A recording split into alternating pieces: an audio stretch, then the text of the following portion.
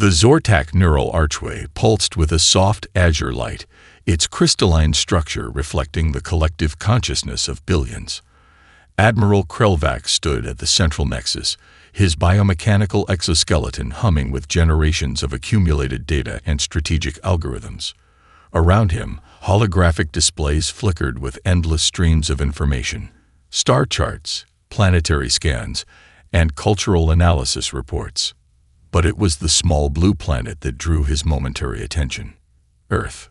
A junior analyst named Vrinax approached, his neural tendrils slightly agitated, an unusual display of individual emotion for a Zortak. "Admiral," he began, his telepathic communication laden with an unusual mixture of excitement and trepidation. "The data from our long-range probes requires a more nuanced interpretation." Krelvax didn't turn.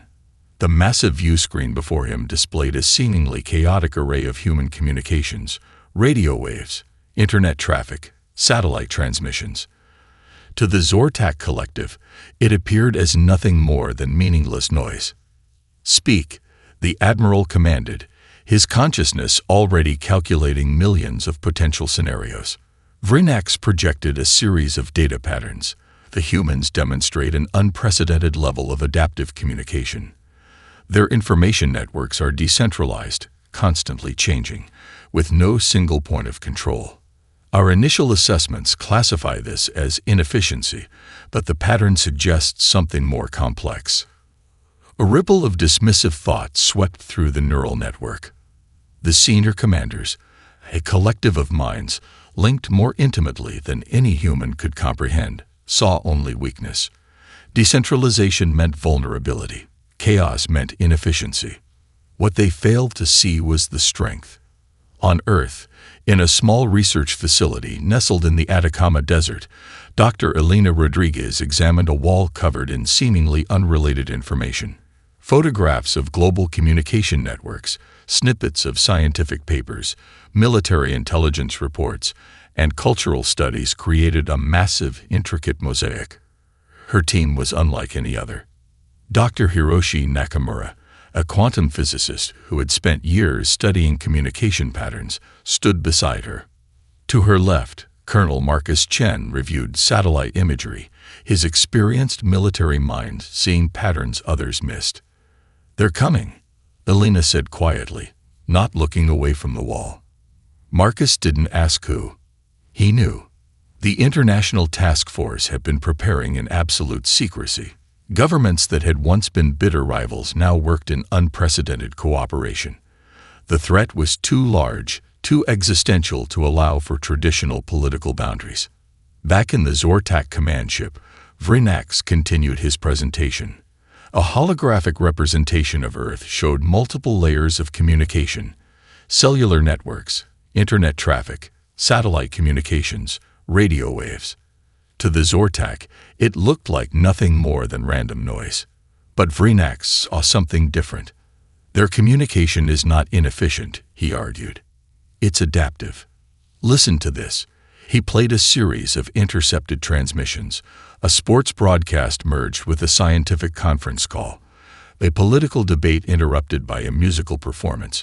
Social media discussions that jumped between complex topics in milliseconds. Admiral Krelvax finally turned, his multiple eyes focusing on the junior analyst. A telepathic reprimand formed, a combination of dismissal and punishment for challenging collective wisdom.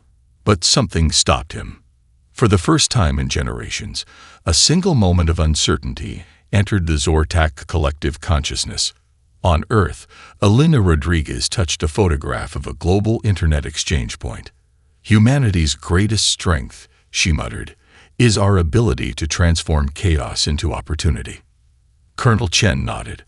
"And our greatest weapon is our inability to accept defeat." The Zortak were coming, and humanity would be ready. In the vast, cold depths of space, the first invasion ships began to move. Biomechanical monstrosities that could reduce continents to glass, powered by calculations so precise they seemed like magic. They had no idea what was waiting for them. Narrative notes. Introduced key human characters. Dr. Elena Rodriguez, Colonel Marcus Chen. highlighted the Zortak's fatal flaw: inability to understand adaptive intelligence, created tension through contrasting perspectives, established the global, collaborative human response, hinted at the upcoming conflict without revealing all details. The underground facility beneath the Andes was a miracle of human ingenuity, a testament to what could be achieved when the world's brightest minds worked in perfect, unprecedented harmony. Aisha Khan sat at the center of a circular configuration of holographic displays, her fingers moving with a dancer's grace across multiple input systems. At 27, she was the youngest member of the International Task Force, a cybersecurity prodigy who had been tracking anomalous signals for months. Her Pakistani-Canadian background was typical of the team, a microcosm of global diversity that reflected humanity's greatest strength. "Look at this," she said, her voice cutting through the low hum of advanced computing systems. Dr. Hiroshi Nakamura approached, his quantum physics expertise complementing Aisha's computational skills. Colonel Marcus Chen followed, his military-trained eye scanning the intricate data patterns. The display showed a fractal-like representation of alien communication signals. What looked like random noise to an untrained eye was slowly revealing a complex, rigid structure. "It's a network," Aisha explained, "but not like any network we've ever seen. Imagine a brain where every single neuron is connected through a single, inflexible pathway. No room for individual thought, no capacity for spontaneous adaptation." Dr. Elena Rodriguez joined them, a steaming cup of coffee in her hand, a small human touch in this high-tech environment. Her background in xenobiology and communication theory made her uniquely qualified to interpret the data. "They're vulnerable," she murmured, more to herself than to the others. "Their greatest strength is also their fatal weakness." Outside the facility, the world continued its usual chaos. News cycles ran stories about economic fluctuations, political tensions, and cultural events. To the Zortak observing from space, these would appear as meaningless noise, but to the task force, each transmission was a potential weapon. Colonel Chen pulled up a series of military simulations. Unlike traditional war games, these scenarios were designed to be fundamentally unpredictable. "We can't fight their war," he explained. "We need to fight our war." A new team member entered, Dr. Kwame Osai, a Ghanaian mathematician whose work on chaos theory had revolutionized predictive modeling. His arrival was met with nods of respect from the international team. "The key," Kwame said, studying the alien signal patterns, "is understanding that predictability is a weakness. Our strength is our ability to be unpredictable." Aisha's fingers flew across the displays. She was building something, a complex algorithm that could potentially infiltrate the alien communication network. But it was more than just a piece of code. It was a weapon of pure human creativity. In another part of the facility, a group of linguists worked on decoding potential alien communication patterns. They included experts from cultures around the globe, an Inuit researcher from Canada, a linguist from Brazil, a communication expert from Japan. Each brought a unique perspective, breaking down the rigid communication structures with their diverse approaches. Dr. Rodriguez watched them work, understanding the true nature of their preparation. This wasn't just a military operation.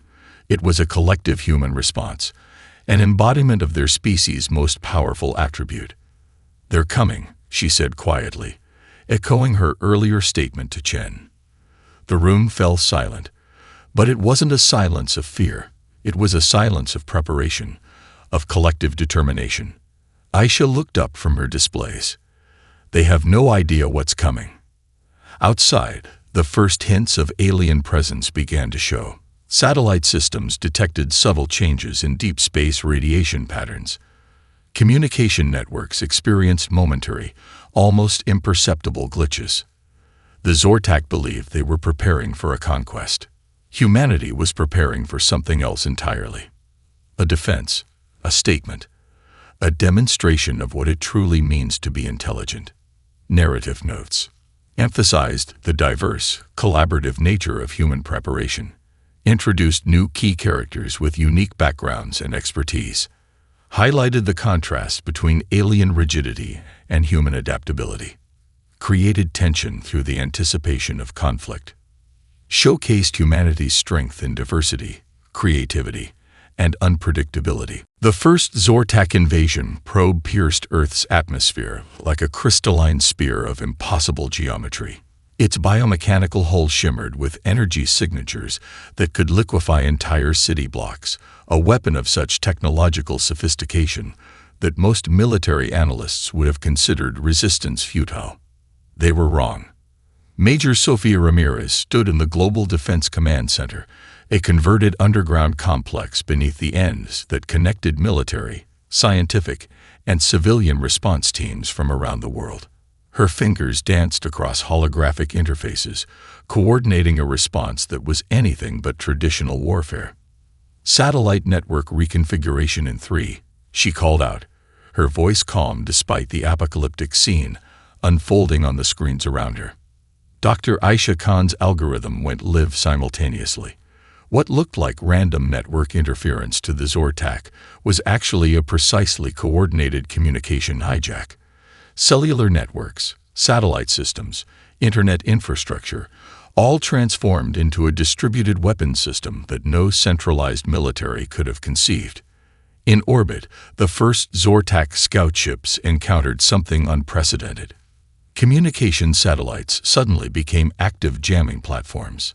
Cellular towers across multiple continents began broadcasting complex interference patterns that disrupted alien sensor technologies. Commercial drones, millions of them, previously used for delivery, photography, and agriculture, now formed an impromptu reconnaissance network. Admiral Krelvax watched in growing confusion as his invasion protocols began to fail. The human response defied every strategic algorithm in the Zortak collective database.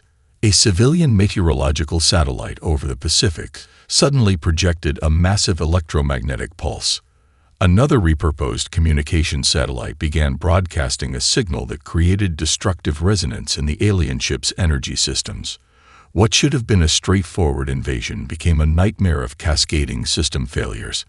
In Tokyo, a group of teenage hackers, initially dismissed by military command, but quietly integrated into the defense network, discovered a vulnerability in the alien communication matrix. Led by Hiro Tanaka, a 19-year-old prodigy who had spent years studying complex network systems, they began introducing deliberate chaos into the alien communication networks. "It's like playing a multi-dimensional chess game," Hiro explained to his team. "But we're changing the rules of physics while we play." Colonel Marcus Chen watched the global response with a mixture of pride and strategic calculation. The defense wasn't centralized. It was distributed, adaptive, constantly changing. Each moment brought a new surprise for the alien invaders. A retired electrical engineer in Brazil discovered a way to use local power grid systems to create massive electromagnetic interference. A team of Kenyan mathematicians developed predictive algorithms that could anticipate alien tactical movements seconds before they happened. The Zortak had prepared for a conventional invasion. They had calculated millions of potential human responses. But they had never anticipated this, a global immune system of technology, creativity, and unprecedented cooperation. In the Andes Command Center, Dr. Elena Rodriguez monitored the global response. "We're not just defending," she said to no one in particular. "We're teaching them a lesson about intelligence." The first Zortak invasion probe began to break apart, not from direct military strikes, but from 1,000 small interventions, a communication network disruption here, an unexpected drone swarm there, satellite redirections, power grid manipulations. Each intervention was small, but together they created a hurricane of technological resistance. Admiral Krelvax felt something unprecedented in the Zortak collective consciousness, a sensation that, in human terms, would be closest to panic. They had come expecting a conquest. They found a war unlike any in galactic history, and humanity was just getting started. Narrative notes. showcased the distributed, adaptive nature of human resistance, highlighted global collaboration and technological creativity, demonstrated how human unpredictability becomes a strategic weapon, created a sense of epic technological conflict, emphasized the contrast between alien rigidity and human adaptability. The breakthrough came at 3:27 Greenwich Mean Time, in a moment of scientific revelation that would reshape humanity's understanding of both themselves and their alien adversaries. Dr. Elena Rodriguez stood before a massive holographic display, her fingers tracing the intricate neural network patterns they had extracted from the alien communication systems. Beside her, Dr. Hiroshi Nakamura and Dr. Quame Osai worked in perfect synchronization, their minds weaving together quantum physics, communication theory, and biological systems analysis. "It's not just a communication network," Elena muttered, her eyes reflecting the complex holographic patterns. "It's a single, unified consciousness." The implications were staggering. The Zortak weren't just technologically advanced. They were a single, massive biological computer. Every individual was a node in an incomprehensibly large neural network, each thought processed through a collective algorithm of stunning complexity. Colonel Marcus Chen approached, his military background now complemented by a deep understanding of the alien system. "Their greatest strength is also their ultimate weakness," he observed. Aisha Khan pulled up additional data layers. Her algorithm had been systematically dissecting the alien communication patterns, revealing something profound. "They can't innovate," she said. "Every decision is a mathematical optimization. There's no room for creativity, for unexpected solutions." On the holographic display, the alien neural network looked like a perfect, intricate crystal, mathematically beautiful, completely rigid. In the Zortak command ship, Admiral Krelvax began to sense the first hints of uncertainty. The human resistance defied every calculated probability. Their actions made no sense from a strategic perspective, which made them impossible to predict. Dr. Rodriguez explained it to the International Task Force. "Imagine a chess computer that only knows the most statistically optimal moves. It's brilliant, until it encounters a player who doesn't follow any known rules." Dr. Quame Osai expanded on the concept. "In chaos theory, we understand that complex systems can emerge from simple rules. But the Zortak have eliminated complexity. They've created a system so perfect that it's fundamentally broken." The team began developing a new strategy. It wasn't about overpowering the aliens technologically. It was about introducing something they couldn't comprehend: pure, unbridled human creativity. In a small lab in Nairobi, a team of researchers began developing what they called adaptive response protocols. These were not traditional military strategies, but something entirely new, a way of fighting that changed moment by moment, defying any predictable pattern. Hiro Tanaka and his team of young hackers discovered a way to introduce deliberate inconsistencies into the alien communication network. Small, almost imperceptible variations that would grow exponentially, like a virus of unpredictability. "We're going to teach them what real intelligence looks like," Hiro said, his fingers flying across quantum encryption interfaces. Colonel Chen developed what he called fractured response doctrine. Traditional military strategy involved unified command structures, clear hierarchies. His new approach was fundamentally different. A defense mechanism that could change its entire structure in milliseconds, with no central point of control. The International Task Force was no longer just preparing a defense. They were conducting an experiment in collective intelligence. Dr. Rodriguez touched the holographic display, where the alien neural network pulsed with its perfect mathematical beauty. "Perfection is a trap," she said quietly. "Adaptation is true intelligence." As the Zortak continued to process their unexpected resistance, humanity was preparing something they could never anticipate. Not a weapon, not a strategy.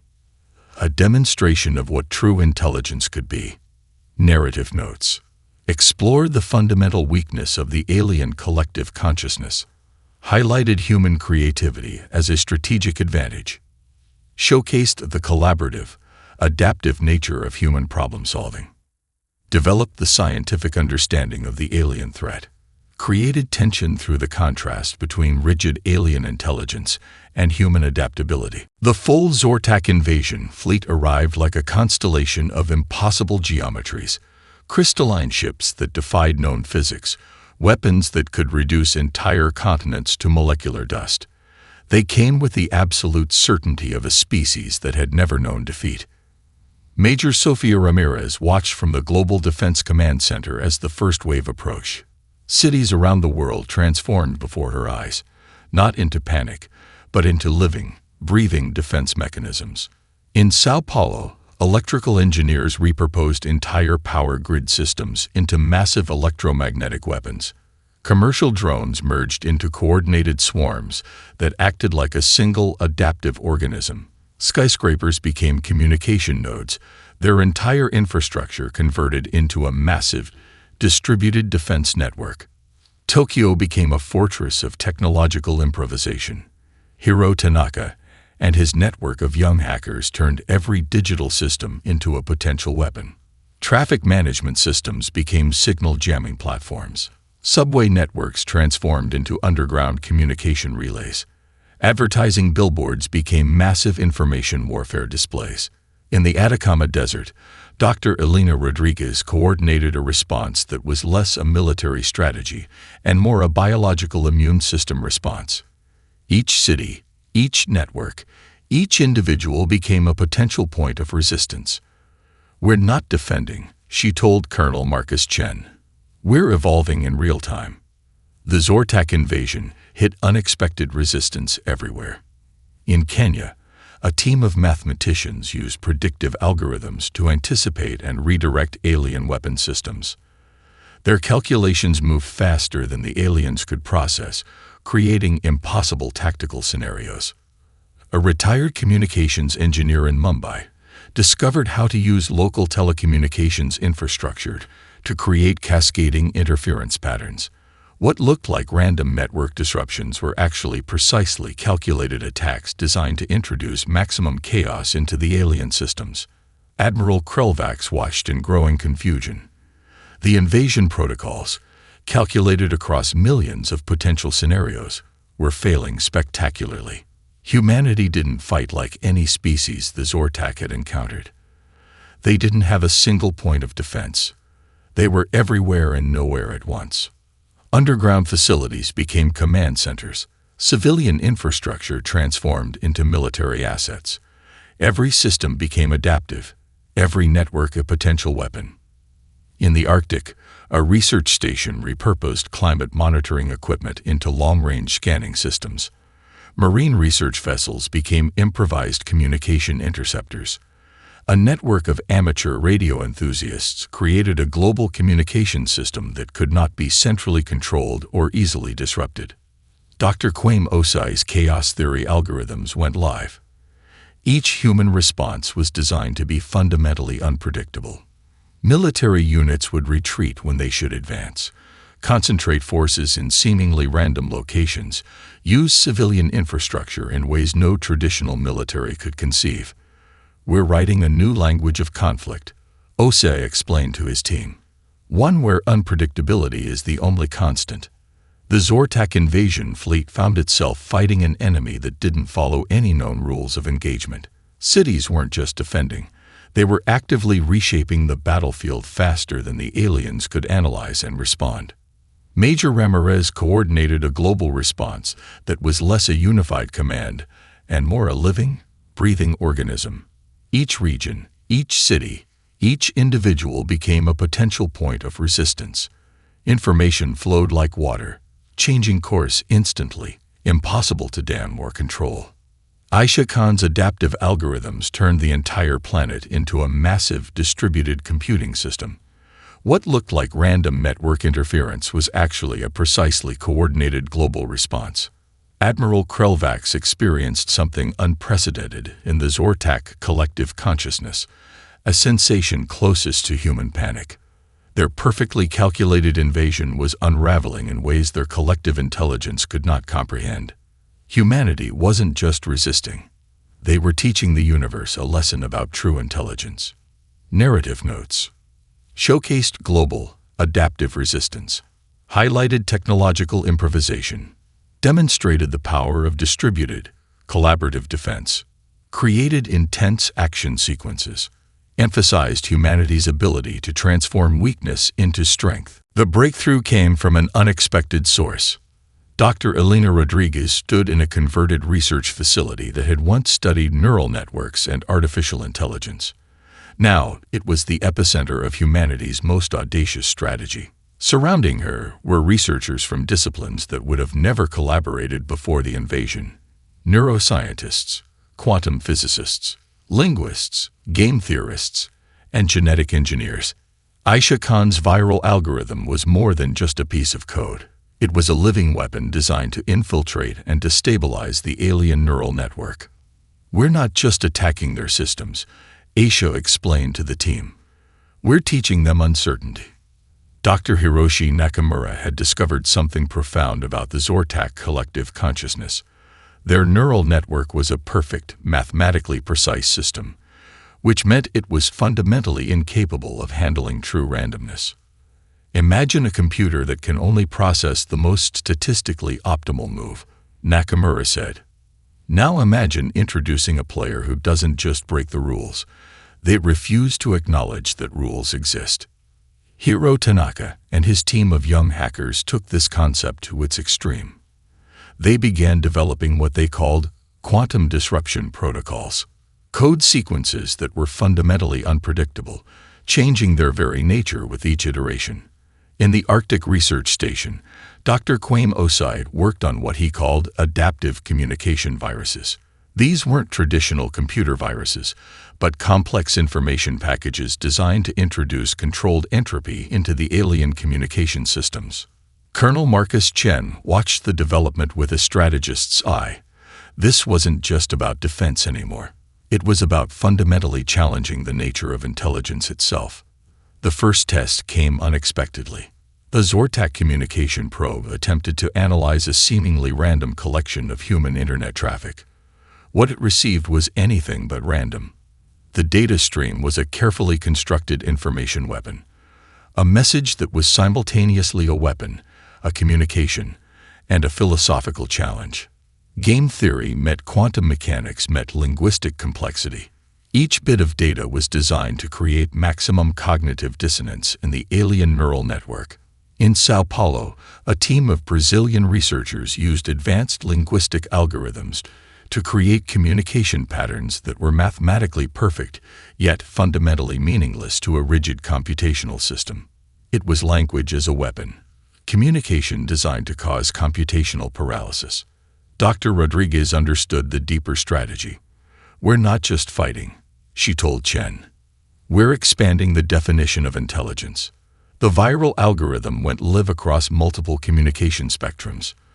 To the Zortak, it would appear as a cascade of impossible information, data that contradicted itself, patterns that dissolved the moment they were observed, communication that was simultaneously signal and noise. Hiro Tanaka's team introduced what they called probability storms, information sequences that existed in multiple potential states simultaneously. It was weaponized quantum uncertainty, turned into a communication strategy. Admiral Krelvax of the Zortak fleet began to experience something unprecedented. Their perfect, collective consciousness encountered information it could not process. Uncertainty began to spread through their neural network like a virus. The human response was a symphony of controlled chaos. Military units would receive orders that seemed contradictory. Communication networks would shift and change faster than they could be analyzed. Every system became adaptive, every network a potential weapon of cognitive disruption. Dr. Osei explained it as a form of intellectual jiu-jitsu. "We're using their own computational perfection against them," he said. "Certainty becomes a weakness when faced with true complexity." The Zortak found themselves fighting an enemy that didn't just resist, it constantly redefined the nature of resistance itself. Humanity wasn't just defending. They were rewriting the rules of conflict, of communication, of intelligence itself. Narrative notes explored the concept of uncertainty as a strategic weapon, highlighted interdisciplinary collaboration, demonstrated advanced technological and philosophical approach to conflict, created a sense of intellectual warfare, emphasized human creativity and adaptability. The final confrontation was nothing like any battle in galactic history. Admiral Krelvax watched in mounting horror as the Zortak invasion fleet began to systematically disintegrate. It wasn't destruction in the traditional sense. Their ships weren't being destroyed. They were being unmade, their very computational consciousness falling apart at the molecular level. Major Sofia Ramirez coordinated the global response from the Andean Command Center, her team a perfect fusion of military precision and scientific creativity. Around her, holographic displays showed a conflict that defied every known principle of warfare. Dr. Elena Rodriguez stood beside her, monitoring the unprecedented assault on the alien consciousness. "We're not just fighting," she said quietly. "We're teaching them the true meaning of intelligence." The attack came from everywhere and nowhere simultaneously. In Tokyo, Hiro Tanaka's team of young hackers launched quantum disruption protocols that turned the aliens' communication networks against themselves. Each transmission became a weapon of cognitive dissolution, introducing cascading uncertainty that spread like a virus through the Zortak collective consciousness. A research station in Kenya used climate monitoring equipment to generate complex electromagnetic patterns that interfered with alien sensor systems. In Sao Paulo, power grid engineers transformed entire city infrastructures into massive signal generators that created destructive interference across alien communication spectrums.